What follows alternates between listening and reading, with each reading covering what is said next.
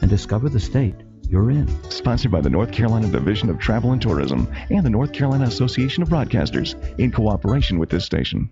The talk leader in the Triangle, Talk Radio 850. Now, the morning drive. I think what bothers me is the Chris Matthews sort of reaction. Integrity is a timeless mode of conduct that does not always come into line with the federal government fiscal policy. Well, I totally agree with that. The talk leader for the Triangle, Doug Kellett, on Talk Radio 850.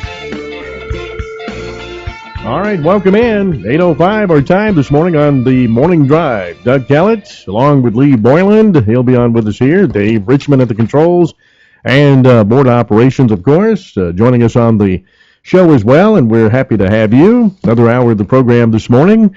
You can always check out Lee's writings at LeeBoylandBooks.com. His latest book, Revolution 2016.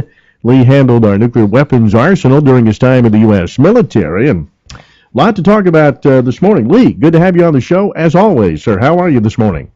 Well, thank you for having me back, and I am fine. It's a nice, a little bit foggy day, but not much down here in Florida. Well, it's it's kind of nice to see a bit of the spring-type temperatures coming in. I mean, it's been a long winter, and we're kind of ready for something new, but, so we may have a touch of spring now that March is here. Let's hope, anyway. I hope you had a good weekend. Let's talk about a couple of things, Lee. First of all, the president's trip to Selma, the 50th anniversary of the march and everything. The president's comments, there were several odd comments he made. He said he talked about we as slaves built the White House, which slaves did participate in the construction of the White House. That is correct.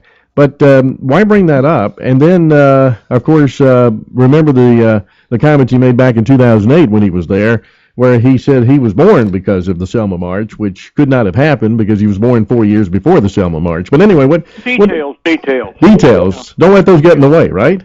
No. So tell me what you think of the events of the weekend here. Well, the one I'm most concerned about is that's not making any of the news at all, and that is that I saw the report last fall that Grand Ayatollah, the supreme leader of Iran, Khamenei, had prostate surgery in, I think it was August of 2014, last August, almost 9 months ago now. And then the reports are out that he has developed stage 4 cancer, which is lethal, and that he has weeks or months to live. And then there's another rumor going around that he died, but that can't be confirmed. Well, nothing is going to get approved in Iran regarding nuclear talks or anything else unless the supreme leader approves it. It doesn't matter what the president or the parliament does. The real power is the supreme leader and the council of experts. And the council of experts are appointed by members of the council of experts.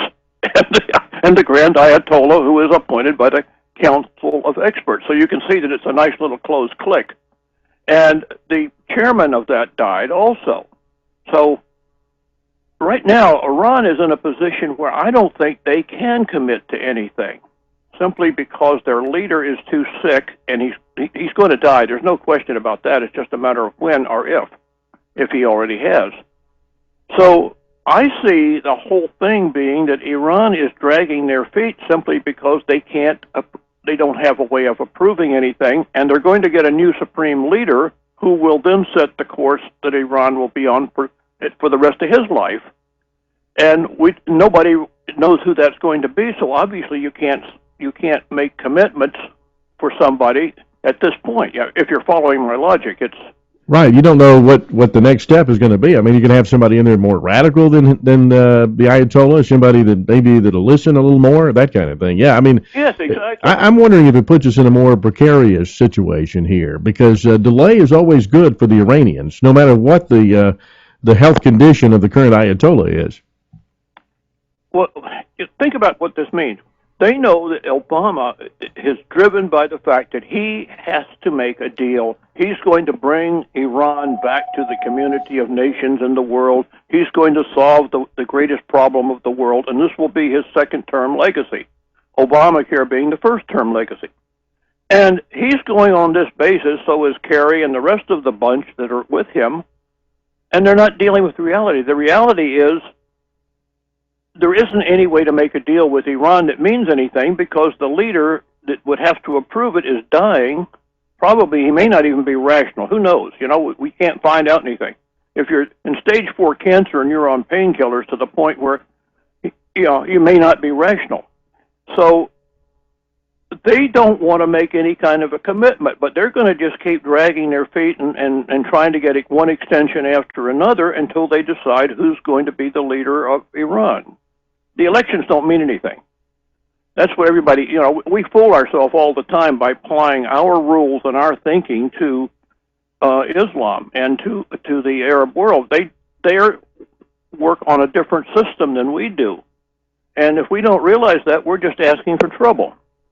Yeah, I think that's right. Yeah, I mean, but again, isn't a delay better for the Iranians? I mean, there's no real advantage for us at this point for the Ayatollah to be on his deathbed, is there? It's like a joker in the deck of poker. You don't know who's got it, and it can be an ace, it could be the fourth king, it could be whatever person needs it. There's about 5 jokers in this game going on right now, and we don't hold any of them. The best thing to do really is to I think what Netanyahu said is don't make any deal at all until things get sorted out. But we have an administration driven by the fact that they want to get something signed on paper and then they can wave it around and say, see what we did. The fact that it's meaningless doesn't mean anything. It's a meaningless gesture, but it will be his legacy. And Iran is definitely on the path to getting nuclear weapons. And we've talked about this before. It's not a nuclear weapon or 2 nuclear weapons. They probably can do that or already have done it. I wouldn't be surprised if they don't have 1 or 2 tucked away for a demonstration should they need to make one. But what they want is the ability to produce nuclear weapons, to make a stockpile. When you have 100 warheads or more in a stockpile that are deliverable warheads, now you're a nuclear power, and you have to be taken seriously. If you can make 1 or 2 devices and detonate one, like North Korea did, and then a few years later detonate another one, yeah, you can claim I'm a nuclear nation, but nobody believes at this point that North Korea has a stockpile of deliverable warheads. If they did, then they would be serious. They would be a serious problem. Iran isn't going to jump into the nuclear game by detonating a warhead or a device to prove they can do it, which I believe they can do right now. There's no question in my mind they can do it. But they don't have they can't make more than 1, 2, maybe even 3. And that's all that will do is get you in serious trouble if you use one, because you can't back up your actions. And that was a big concern the American military had in World War II when the president decided to release the weapons on Japan, because we only had a couple more. And that was it. Yeah. But we were producing them. But our production facilities were just starting to function, but we had production facilities. We developed this huge capability to make warheads. Iran has to do the same thing to be a serious player if they plan on taking over the Middle East, which I think is their goal. Yeah, and I think our administration is helping them, too. We'll talk more about it. And you can join in, too, 919-860-9783 on the show this morning. Mostly cloudy, high of 68. Cloudy, a shower this evening, low of 48. And let's go to Rick, traffic update, see what's going on this morning. Rick, how you doing, sir? I'm doing well, sir. Hope you are as well. From the Triangle Traffic Center, still have that accident involving an overturned vehicle on 440 eastbound. It's just after Lake Boone Trail. Was blocking all lanes for a while. Not blocking any lanes now, but it doesn't matter. It is slow. Eastbound delays still back to Hillsborough Street. And 440 West has on and off slowdowns. It was busy anyway. This just made matters worse. Anywhere from New Bern Avenue to Wade Avenue, you'll be slow on the outer belt line. US 1 northbound is braking as well. Cary Parkway into I-40. 40 West busy and slow. right after Highway 42. Stay slow through Business 70. You'll pick up speeds for a little while and then slow again right around Jones Sausage Road. 40 West and South Raleigh, maybe a little better, but you're still off the posted speed from Lake Wheeler Road through Gorman Street. 64 bypass westbound, actually doing a little better now. Was slow from New Hope Road to the Beltline, looks better. 540 West, you still have slowdown stretching from Falls of Noose Road to Creedmoor Road. Our next report in less than 10 minutes. I'm Rick DeFranco, Talk Radio 850, traffic on the twos. There's a new barista in town. How do you take your coffee? 2 creams and 1 sugar? Right now at McDonald's, get a hot or iced McCafe brewed coffee made just how you like it, starting at $1 for a limited time only. McDonald's, I'm loving it. Oh, man, what a great idea to get everybody out here to Deep River Sporting Clays and Shooting School for a break. Yep, it's usually a lunch meeting or another golf outing. It's hard to believe we're only a half an hour from the Triangle. Deep River Sporting Clays and Shooting School, where you can enjoy quality time outdoors with friends and business associates. Close to the Triangle, but far removed from the stress of everyday life. For all the details, go to deepriver.net. What a blast. Are you working with a certified financial planner? Are you getting advice on your income taxes? Are you getting advice on your investments? Are you getting advice on how to structure your estate? Are you sure that you're on the way to retirement with financial independence? If not, call Lewis Financial Management. We're certified financial planners who can help you. We've been helping people like you for over 30 years. 919-872-7000 and listen to Money Matters with the Lewis family, 6 o'clock Sunday on WPTF. If your company is looking to hire, go to trianglehelpwanted.com. Type tracking code and your first job posting is just $99. New customers only, limited time offer. Is your company hiring? Get your first job posting on trianglehelpwanted.com for only $99. Your ad runs for 7 days. Let us show you the awesome power of trianglehelpwanted.com. Hire your next employee today. Type tracking code HIRE 2015 and your first job posting is just $99 for 7 days at trianglehelpwanted.com. Don't miss Original Stars from American Bandstand, starring Fabian, Shirley Alston Reeves, original lead singer of the Shirelles, Mama said there'll be days like this. David Somerville, the Chiffons, Johnny Tillotson, and Brian Hyland. These are the voices, and this is the music that defined a generation. 62 top 40 records, 22 top 10 hits. One night only, March 20th at the Duke Energy Center in downtown Raleigh. Get your tickets at DukeEnergyCenterRaleigh.com or at the box office. We're what you're talking about right now. Talk Radio 850. The Morning Drive with Doug Kellett on Talk Radio 850. And welcome back. Doug Kellett, Dave Richmond at the controls. Lee Boylan is here with us, of course. Lee's writings can be read at LeeBoylanBooks.com. His latest book, Revolution 2016, which you can download for free. Well, not for free, but I mean you can download at Amazon.com, I should say. Lee, we're talking about Iran and the fact that the Ayatollah could be on his deathbed, and what does that actually mean for the administration? I had Eric Stakelbeck on with us earlier. He's got a new book that's out today, and, we were talking about what happens if, we got the Hillary Clinton smart power foreign policy that, if she were to win, let's say after Obama, I mean, this smart power idea that we just empathize with our enemies and that's going to make everything all right, that would be very scary, it seems to me, if we follow up this administration with somebody with that kind of thinking. It's past frightening. It is I think, the end of America. I really do. We're going to have those people, they're already coming. But they haven't started yet. We're going to start seeing the same thing here that we're seeing in Europe, and we've seen in Europe for the last several years. ISIS is like a cancer, and it's not ISIS. ISIS is a cancer cell. The cancer is fundamental Islamic belief that Islam is the superior religion, that they were ordered to fight until all say there is no God but Allah. That's what drives the fundamental element of Islam, which is what Muhammad preached and what Muhammad did. He is the perfect role model for the Muslim male. Now, what we call peaceful Muslims, what I call rational Muslims, have realized, like we did in our Bible, that you go back and look at the Old Testament, that doesn't apply anymore, that we have passed that. We've become more civilized, and I think a large number of the people that consider themselves Muslims believe that. But you've got this element that is correct in what they're doing, because they are taking the fundamental commands in the Quran and the fundamental actions that Muhammad did as reported in the Hadith, the traditions about Muhammad, and they're saying that this is applicable and this is what we should do today in the 21st century. Now, he did this in the 8th century, the 700s. It's a big difference between what was going on in the year 7th century, what was going on in 630 AD and what's going on in 2015 AD. There's a big difference, but they're going back and saying whatever Muhammad did is okay to do today, and in fact we have to do that because he is the perfect role model.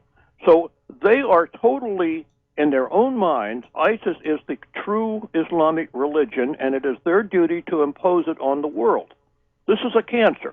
ISIS started with Al-Qaeda. That was a cancerous cell. Now we have the cancerous cell ISIS, or the Islamic State. We have Boko Haram. It's spreading. It's starting to spread. And we don't have any chemotherapy that will kill this cancer, and that's what we have to do. We have to come up with a chemotherapy treatment. Yeah, you're right. This situation in Nigeria, where Boko Haram is sort of allying themselves with ISIS, makes ISIS even bigger. Let's go to Ed in Raleigh next. Ed, thanks for calling in. You're on the show this morning. Right. My name is Ed Carson, Jr. I ran for city council at large, where my father's money made me run in 05, but also I'm a military veteran and went to Air Force OTS and was in Germany during the Cold War, where I even got a perfect EER one time, and I'm a graduate of NC State. Just very briefly, Hillary Clinton, she was a Goldwater girl in 64, and now Goldwater wanted to use low-yield nuclear weapons in Vietnam. We lost in Vietnam, remember? Killed 1 million people and lost 50-some thousand troops. So once a Goldwater girl, always a Goldwater girl. Okay, second thing, nuclear weapons. Israel has them. We have them. Iraq, he said he was going to give up this nuclear weapons. So what happened? Hillary and them went in and all that stuff and cheered on the guys that killed Gaddafi. So trying to tell Iran they shouldn't have nuclear weapons is like, okay, what's coming next? Gaddafi? And the third thing. Well, Gaddafi's not around, but Ed, let me stop. Ed, I got to stop you here. You're going too. Ed, I'm running out of time here. So I want to. Thanks for your call. Let me get a quick reaction from Lee about your comment there about, well, Iran gets nuclear weapons, no big deal. It is a big deal, Lee. Oh, it's a terrible big deal. Iran is one of the mentality of the leadership in Iran is such that they will have no qualms about using them when they think they can get by with it. And how would they get by with it? Well, they have Hezbollah plant one in one of our cities, Europe, Israel, and detonate it. And then they'll sit back and say, we know nothing, we see nothing, we hear nothing, and it will be up to us to prove they did it. But they will start a nuclear competition in the Middle East. You will have Saudi Arabia will acquire weapons from Pakistan if they haven't already done it. You will see the Emirates are going to want them. Everybody will start to get nuclear weapons, and the mentality of the people over there is somebody will use them, and we will start a nuclear war. Can it be contained? Who knows? There's no way to know. All right. Lee, hold on. We'll be back in a few moments. Traffic and weather every 10 minutes. Mostly cloudy. 68 the high. Low tonight, 48. And Rick's got our traffic update this morning. Rick. Thank you, Doug, from the Triangle Traffic Center. 440 West, still slow. On and off slowdowns, actually, from New Bern Avenue around to Wade Avenue. Anywhere through that stretch, you could do a little stop and roll action. US 1 northbound still braking pretty heavy from Cary Parkway to I-40.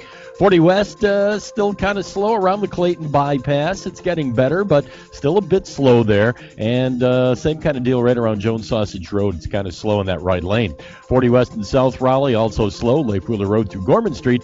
And 540 West, still a little slow. Falls of Neuse Road to Creedmoor Road. Our next report in less than 10 minutes. I'm Rick DeFranco, Talk Radio 850, Traffic on the Twos. Cold and flu season is Accent Urgent Care season. Meeting adult and pediatric urgent care needs 7 days a week in Raleigh and Cary. Accent Urgent Care. Learn more, cough less at wakemedphysicians.com. Brian Freeman here, and for years we've depended on Zerorez to make our carpets look bright and feel cushy. We never thought carpet cleaning could be such a positive experience until we found Zerorez. And you can do the same with a call to 919-995-0000 or ZerorezNC.com. You know, when Zerorez first came to our house, the technician was courteous and took time to get to know us and asked if there were any issues with our carpets, then explained their no soaps, no harsh chemicals cleaning method. And as we learned, no soaps means no residue, and that keeps our carpets cleaner longer. Every time Zerorez comes to our home, they wear shoe covers when entering the house, use corner guards, and the technician does a walkthrough with us to make sure we're 100% satisfied. You know, in fact, they always exceed our expectations. Call Zerorez at 919-995-0000 or ZerorezNC.com and get 3 rooms of carpet clean for only $119. Zerorez, it's the only way to clean, and it's the only carpet cleaning company allowed in the Freeman household. The Triangle's hottest talk.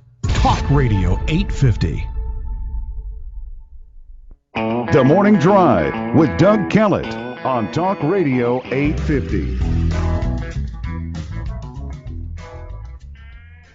Good morning. I'm Eric Stone. Back to Doug and more of your phone calls in a moment. ACC regular season now over, but another great game on Saturday night between Duke and Carolina in Chapel Hill. Duke trailed with 14 minutes to go, but came back to beat the Tar Heels 84-77, locking up the number 2 seed in the ACC tournament. Virginia, the number 1 seed, despite their loss at Louisville. NC State defeated Syracuse Saturday 71-57. Syracuse coach Jim Boeheim booed off the court and heckled by Wolfpack fans after the violations came down on Syracuse Friday, where they have to vacate wins, and Boeheim's been suspended for 9 ACC games next season. Boston College beats Wake on Saturday by a score of 79-61. It was a rematch of the 2006 Stanley Cup Final Sunday at PNC Arena as the Hurricanes beat Edmonton 7-4 there in Columbus tomorrow. The Hornets defeated Detroit yesterday 108-101. They'll host Washington tonight. Michael Orr signs with the Panthers. Remember him from The Blind Side, or at least he was featured in The Blind Side. And Kevin Harvick wins the NASCAR race at Vegas. I'm Eric Stone on the Morning Drive with Doug Kellett. All right, 8:27. That's our time this morning, 919-860-9783 on the show this morning. Lee Boylan's on with us this hour, and there's so much out there. Lee, let's talk about the president's comments over the weekend. You know, the president, and we've talked about this a lot, the race relations and polls back this up. People don't feel like race relations are as good now as they were before he was president. He goes to Selma, Alabama, and he, talks about, how illegal immigrants and illegals getting voting rights is somehow what the Selma March 50 years ago was all about, which it wasn't. It was about people who were legal citizens not being allowed to vote in the process or playing a role in the process, not about people who had come here illegally and how they should play a role in the voting process. I thought his comments were a little distorted and confusing, really. But what do you make of this? I mean, race relations in America, the idea that somehow illegal immigrants deserve these rights? I just cannot comprehend the way Obama and the other people that agree with him think. I can't understand where they come up with this. How can they rationalize things that are irrational? How can illegal people, by definition, if they're illegal, that's the name of, we call them because they're breaking the law. How can they have rights in a country they're not a citizen of? We do this. We apply our laws to foreigners in this country. If, say, somebody from France gets in trouble, or they will have the legal benefits of an American. In other words, they'll be treated the same way. But if you have somebody over here that is illegal, you have to stop and say, wait a minute, you're not supposed to be here. I think the first thing you should do, unless they've committed a crime, which in this case we have a lot of people in our prisons right now that are quote illegals that came here illegally and got in serious trouble. But no, they don't have the rights of a citizen. We've got to get over this. We're crazy. If we continue this, let's just get rid of customs. Let's just get rid of immigration altogether and just say anybody that wants to fly into America can come, and you can just get off the plane and stay as long as you want. And if you don't have any money, well, we'll just go down to the welfare office and sign up, and we'll take care of you for as long as you want to be here. We'll get you free medicine. We'll get you food. We'll get you a place to live. We'll get you an Obama phone. We'll get you, this is crazy. It's absolutely crazy. Yeah, I mean, but to go to the side of, well, there were two marches, actually. One, as they were commemorating this past weekend, was what they call Bloody Sunday. That was the first attempt to get over the bridge, and they didn't make it, and the state troopers stopped them. And then, then Martin Luther King came weeks later, and then they had the march to Selma, but the march to Montgomery, I mean. But the president standing there, giving a speech and talking about, I think what strikes me about him time and time again is how inappropriate comments he makes at various settings.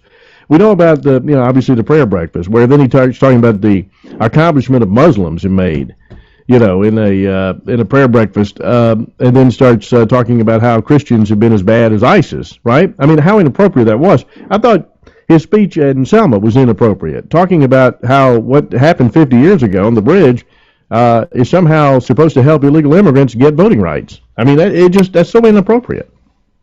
And it doesn't even relate. The black people that were brought here, their ancestors that were brought here as slaves, it's a terrible wrong. There's no way to justify it. Nobody tries to justify it. It was a wrong. The English recognized it first and started interdicting the slave ships.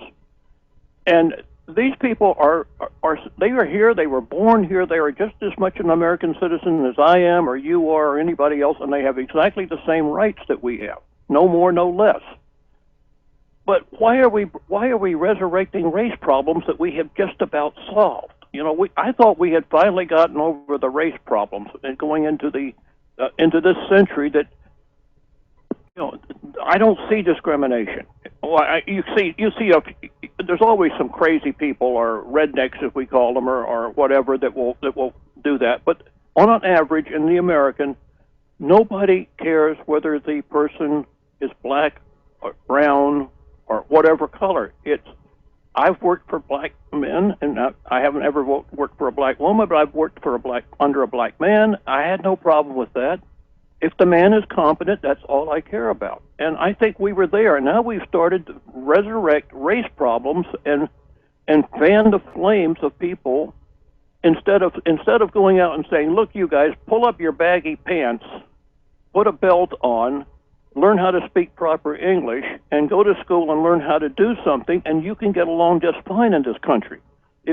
Standing on the street corner complaining with your baggy pants is what's getting everybody in trouble. Yeah, some of the people were saying that I heard, just discussion about Obama's comments.